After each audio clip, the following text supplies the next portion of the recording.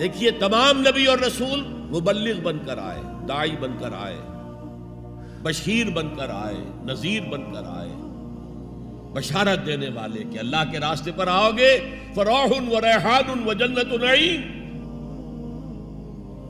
اور اگر انذار کرنے والے نذیر بن کر آئے، اگر غلط راستے پر جاؤ گے تو جہنم ہے۔ حضور بھی یا ایھا النبی انا ارسلناک شاہدا و مبشرا و نذیرا و داعیا الی اللہ باذنہ و سراجا منیرا، یہ جو 5 حیثیتیں ہیں یہ مشترک ہیں حضور میں اور تمام انبیاء میں۔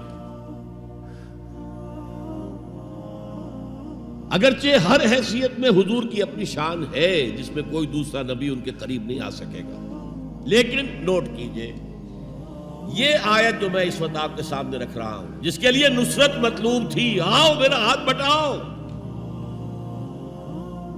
یہ قرآن میں 3 دفعہ آئی ہے محمد رسول اللہ کے لیے، اور کسی کے لیے نہیں آئی۔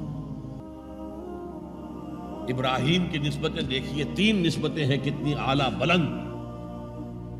خلیل اللہ ہے واتخذ اللہ ابراہیم خلیلا، ابو الانبیاء ہے، سینکڑوں رسول اور نبی ان کی اولاد میں آئے۔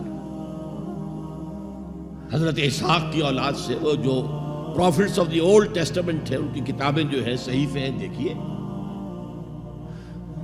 پھر حضرت اسماعیل کے اولاد میں حضرت محمد صلی اللہ علیہ وسلم، مدیان کی اولاد میں حضرت شعیب۔ یہ بہت کم لوگوں کو معلوم ہے کہ حضرت ابراہیم کی ایک تیسری زوجہ بھی تھی، ہاجرہ، جو مصر کے بادشاہ کی بیٹی تھی، جو پھر کنیز کے طور پر مصر کے بادشاہ نے پیش کی، ان سے اللہ نے بیٹا دیا اسماعیل۔ سارا جو حضرت ابراہیم کے اپنے خاندان سے تھی، کیونکہ بانجھ تھی، ساری عمر اولاد نہیں ہوئی، بڑھاپے میں اللہ نے اسحاق عطا کر دیا۔ پھر آپ نے ایک اور شادی کی تھی، قطورہ، ان سے 6 بیٹے دیے تھے اللہ نے حضرت ابراہیم، ان میں سے ایک مدین تھا جس سے قوم مدین بنی ہے، جس میں حضرت شعیب کو بھیجا گیا۔ باقیوں کی تاریخ ہمیں معلوم نہیں۔ حضرت اسحاق کے بھی 2 بیٹے تھے اور جڑواں تھے۔ ولادت جب ہوتی ہے جڑواں بچوں کی تو پہلے ایک پھر دوسرا آتا ہے نا، تو اس اعتبار سے اسے بڑا چھوٹا کہہ دیتے ہیں، چاہے تھوڑی سی دیر کا وقفہ ہو، لیکن وہ بڑا چھوٹا تو ہو گیا۔ تو بڑے تھے حضرت عیسو اور چھوٹے تھے حضرت یعقوب، اور یعقوب کو یعقوب کیوں کہا؟ عقب سے، بعد میں آنے والا، پیچھے آنے والا، یعقوب عقب۔ ان کی اولاد میں کتنے نبی ہوئے ذرا سوچئے۔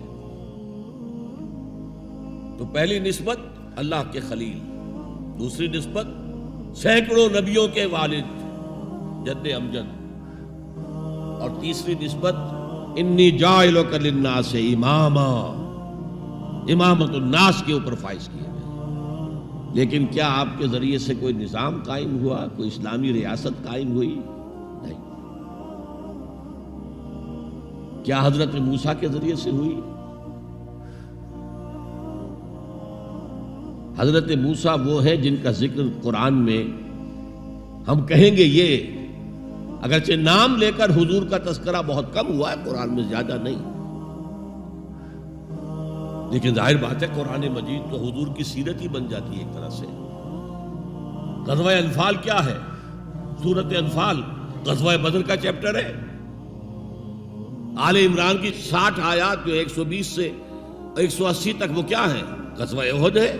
تو حضور کا تو ذکر سب سے زیادہ ہے، لیکن حضور کے بعد سب سے زیادہ ذکر 555 آیات قرآن کی حضرت موسیٰ کے بارے میں ہے۔ 6500 کل آیات ہیں، ان میں سے 555 1/13 1/13th part of Quran consists of تذکرہ of حضرت موسیٰ علیہ السلام۔ ان کے ذریعے حکومت قائم ہوئی۔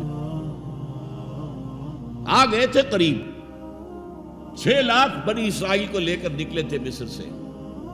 ہجرت کے بعد آتا قتال کا مرحلہ، جنگ کا مرحلہ، جیسے حضور کی سیرت مطہرہ میں ہجرت کے بعد غزوہ بدر، بلکہ اس سے پہلے 8 مہمیں جو آپ نے بھیجی، وہ ایک علیحدہ ایشو ہے۔ وہاں ہجرت کے بعد جب جنگ کا مرحلہ آیا پوری قوم نے کوڑا جواب دے دیا، فَذَهَبْ أَنْتَ وَرَبُّكَ فَقَاتِلَا إِنَّا هَاهُنَا قَاعِدُونَ، جاؤ موسیٰ تم اور تمہارا رب جاؤ اور پہلے فلسطین میں جو آباد ہے انہیں نکال کے باہر کر دو، پھر ہم داخل ہوں گے، ورنہ ہم تو یہاں بیٹھے ہیں، زمین جنبت نہ جنبت گل محمد۔ اس پر وہ پروسیس وہیں رک گیا۔ جبکہ حضور کو اللہ نے وہ صحابہ دیے۔ غزوہ بدر سے پہلے ایک مشورہ کیا حضور نے صحابہ سے،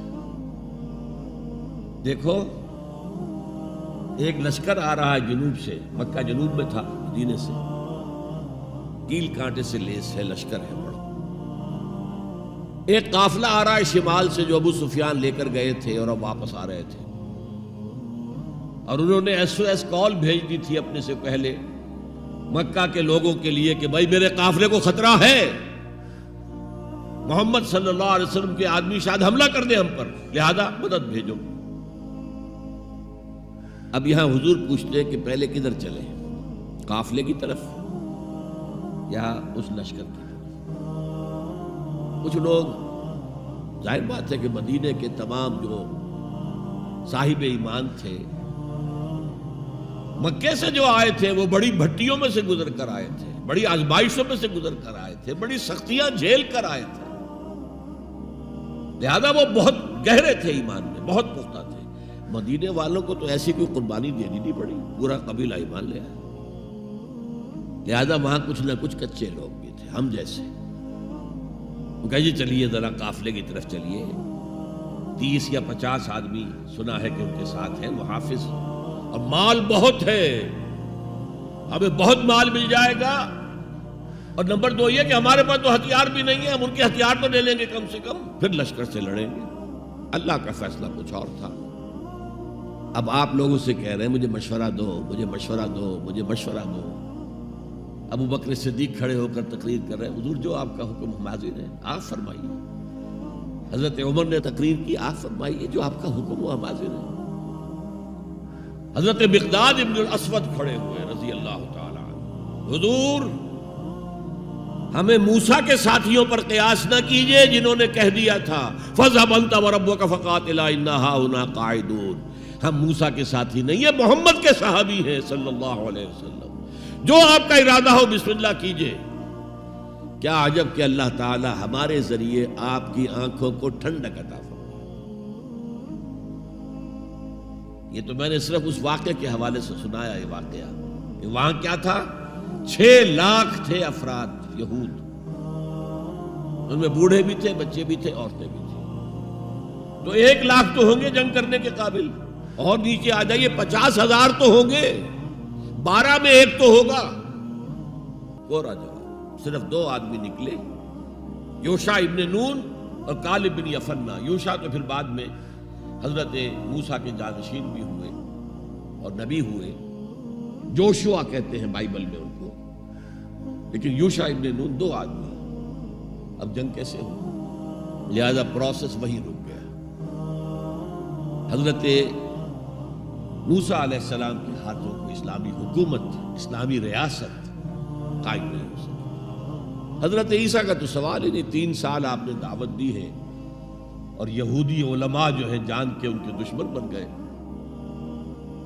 انہیں سب سے پہلے تو ولد الزنا کہا گیا، حضرت مریم پر تہمت لگائی گئی زنا کی، اور پھر یہ کہ ان کو جادوگر کہا گیا۔ یہ معجزے کیا دکھا رہا ہے، یہ تو شیطان بعلزبول جو ہے اس کی مدد سے دکھا رہا ہے، یہ سارے شعبدے ہیں، جادو ہے، اور جادو کفر ہے، لہذا یہ کافر ہو گیا، مرتد ہو گیا، ایسے سولی چڑھا دو۔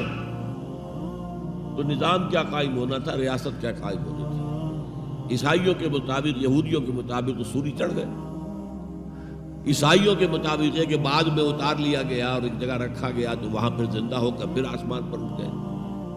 اور ہمارا جو قرآن مجید نے جو ہمیں بتایا اور جس کی کچھ تفصیل ہمیں انجیل برنباس میں ملتی ہے، وہ یہ ہے کہ وہ نہیں، وہ تو پہلے ہی آسمان پر اٹھا لیے گئے تھے، گرفتار ہوئے ہی نہیں۔ جس ان کے حواری نے غداری کی تھی، یوڈاس اسکریوٹ، اس کو اللہ تعالیٰ نے اس کی شکل کو ولیکن شبہ لہم مشابہ بنا دیا حضرت عیسیٰ علیہ السلام کی شکل کے. وہی بدبخت گرفتار ہوا اور کیفر کردار کو پہنچا، سولی پر چڑھا جسے چڑھنا ہی چاہیے تھا، غداری کی تھی.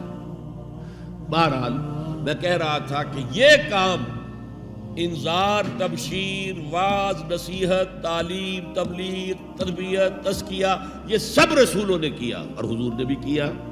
لیکن یہ معاملہ صرف محمد کے لیے ہے صلی اللہ علیہ وسلم، اور 3 دفعہ آیا ہے. کسی اور نبی اور رسول کے لیے 1 دفعہ بھی نہیں آیا کہ ان کا فرض منصبی ہے دین کو غالب کرنا.